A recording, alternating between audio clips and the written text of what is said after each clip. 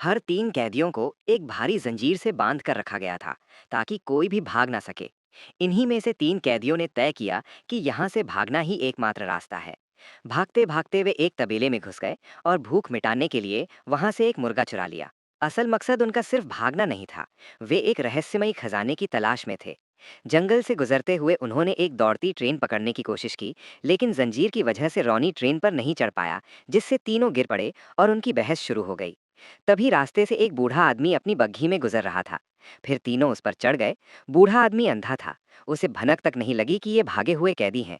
उसने सीधा कहा कि जिस खजाने की तुम तलाश कर रहे हो वो शायद तुम्हें कभी ना मिले, और तुम्हें उससे ज्यादा कीमती कुछ जरूर मिलेगा। आगे बढ़ते हुए वे रॉनी के कजिन के घर पहुंचे।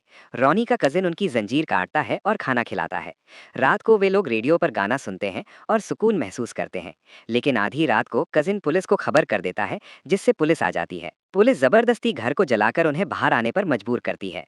सैम कार को भगा ले जाता है और थोड़ी दूर जाकर कार भी खराब हो जाती है। मैकेनिक से दिखाने पर पता चलता है कि कार को ठीक करने में 2 हफ्ते लगेंगे। उनके पास सिर्फ 4 दिन थे, उसके बाद खजाना बाढ़ में डूबने वाला था। निक जिद करता है कि हार मानना बेकार है। उसने चोरी से रॉनी के कजिन के घर से सोने की घड़ी निकाल ली थी। अब उनका इरादा घड़ी बेचकर नई कार लेने का था। लेकिन रॉनी इस हरकत पर नाराज हो जाता है। रास्ते में वे गाने की आवाज सुनते हैं और सफेद कपड़े पहनी औरतों को तालाब की ओर जाते देखते हैं। सैम और रॉनी भी पानी में डुबकी लगाते हैं, मगर निक अपने बाल बिगड़ने के डर से किनारे खड़ा रहता है।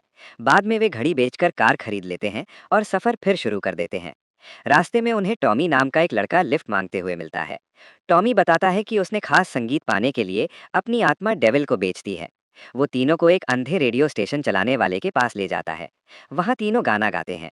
गाना रेडियो पर बजता है और मशहूर हो जाता है, जिससे उन्हें पैसे भी मिलते हैं।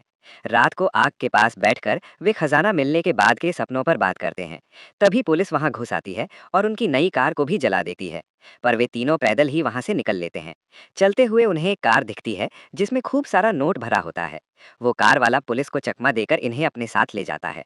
एक और बैंक लूटता है, लेकिन फिर अपना मन बदलकर सारे पैसे इन्हें दे देता है। इसी बीच रेडियो पर उनका गाना इतना चर्चित हो जाता है